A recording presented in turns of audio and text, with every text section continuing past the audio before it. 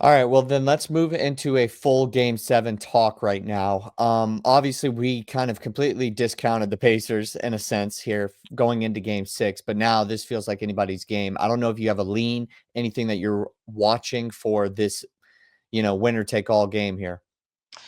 Yeah, I mean, the lean would be the Pacers just because of the fact that they're playing like the best team in the NBA right now, at least for after this like past game, which is so funny how drastically these things switch. But I mean, as a from a top to bottom standpoint, like they look like the better team, like from like from the games that they win, and it's just funny to think about because they do. It feels like the Thunder have the best player in the series by far. Like they have the MVP, they have possibly the best player in the world right now. But like when he's not doing like if they can hold SGA to under 30 points, like there's no telling like what happens in Game 7. And like for the most part, it feels like you give a pretty drastic lean to the Pacers in that scenario because of the fact that like when he's not stepping up for this team, when he's not averaging 30 points a game, this Thunder team has looked like a shell of themselves, especially to date in this series, just because of the fact that you're not getting those numbers from those supporting players that you really would want to, like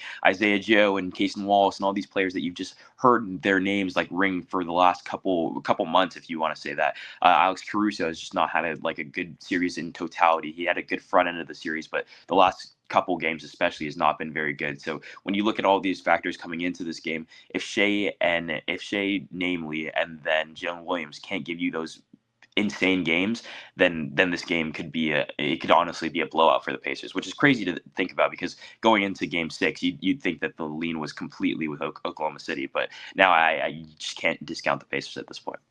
Going into game 6, I think it was a testament for the Pacers of just their mental toughness. And I don't care how cliche that sounds. I really do think going into that game, not having your number one guy completely healthy and having to move around potentially some of the rotation, it was a testament of with your backs against the wall, can you deliver? And this Pacers team, without a doubt, was able to do it in game 6, and they've been able to do it in this entire playoffs.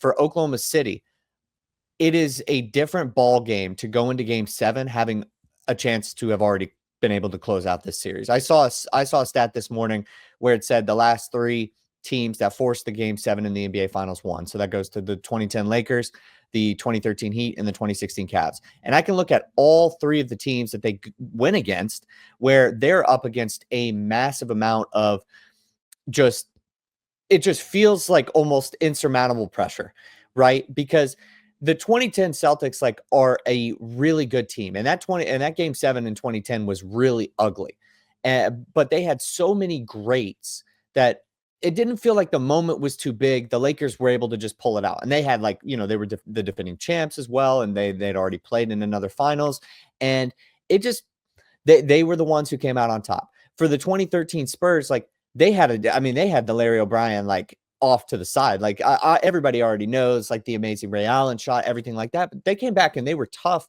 to beat in Game 7. LeBron willed the way in that series in that game, and were able to take the Heat home. But that was an almost insurmountable amount for a veteran Spurs team. So you have 2 teams there that kind of got caught being able to win Game 6, weren't able to do it, and then go into game 7, still kind of can't do it.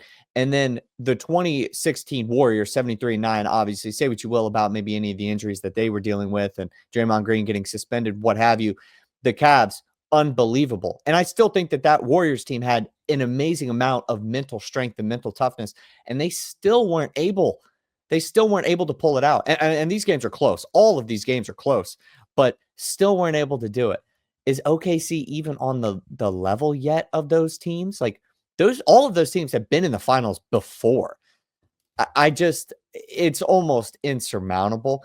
I'm leaning Pacers, obviously, with my whole soliloquy here and like little history lesson, but like it is just such an insane thing to be able to do, to turn around and say we had this game, we had it. Everything seemed to go the Thunder's way in between game 5 and game 6, and then we got blown out, right? From their perspective. It's just, I think it's going to be close. I really do. I don't think that this is going to be a blowout in the Pacers' favor, but for the Thunder to open up as major favorites again, I believe they were like minus 350 and then, 8.5 point spread. It's been like that the entire series. I'm just not buying that. Yeah, I think this game probably goes one of two ways. Like the Thunder kind of just jump on Indiana from the start, Really? or yeah, no, I think it's definitely possible where the Thunder just feed into their home crowd. They attack Tyrese Halliburton. He doesn't have as good of a game as we're used to him seeing, especially with that injury, and they can just kind of get it over with quickly. Or like the Pacers stick around for the majority of this game and like or find a way to do what they've been doing all series or all playoffs long. I think that I I definitely think that the lean right now is with the Pacers, even though they're like plus 250 favorites in most people's eyes, just because of the fact that, and then Are they I've plus also, 250? like Oh, yeah, plus, yeah, I guess it would yeah, be. Yeah. but yeah, no, I think I've also seen like stuff about the Pacers can't play on Sundays, which is like something that's floating around. I think that maybe that changes a little bit going into the NBA Finals, the Game Seven, but I think that there's a lot of ways that this like kind of final game can go. I think that there's a slight lean in my eyes with the Pacers just because I feel like we've discounted them all playoffs long and maybe just want to side with them one last time for the NBA Finals. But it could literally go either way at this point, which is why we're at a Game Seven. Like both these teams have shown why they're in the NBA Finals, and I'm just hoping for a good Game Seven. The only thing that I want out of this game, like we've been wrong about the series like multiple times in multiple different ways. I think the only thing I want is a close game, just because the last two games haven't been like very entertaining. Like we've gotten some good games. Obviously, we had Game One, but we've gotten some like pretty like okay games in the series. So I just want something to close it out and remember this season is one of the better ones that I can remember, and one of the better playoffs I can remember in at least my lifetime. I guess it's pretty tough for an entire series that goes 7 games for all of them to be close because I definitely obviously remember the 2016 finals and how none of those games were competitive until Game 7. So, um, I just yeah, maybe we're just getting on the bandwagon a little bit too late, or maybe I am, but I'm gonna pick the Pacers just outright here. Before Game 6, I would have told you that your 2 scenarios were the most likely. The Thunder were either gonna jump on them early and be able to kinda control the game, they're up the entire game, whatever, or the Pacers are gonna hang around and they were just gonna take it home in the last 5 minutes.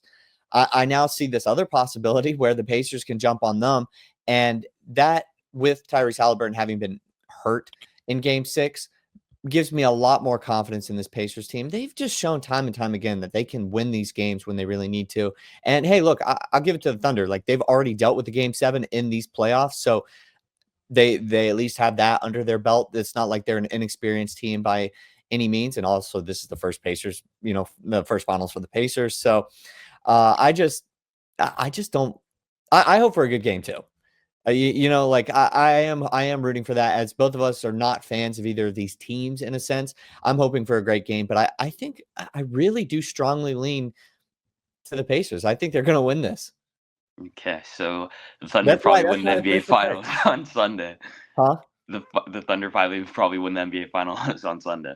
I know I was just talking about in the last episode that I had picked them correct, like this entire finals correctly. Like I thought I had picked it game to game correct prior to everything starting, but I mean, that's out the window because I had Thunder in 6. I'm fully on the Pacers team. And like also, by the way, I think if Tyrese Halliburton has a game where he's 21 points, 10 assists, or something like that, I think he's finals MVP.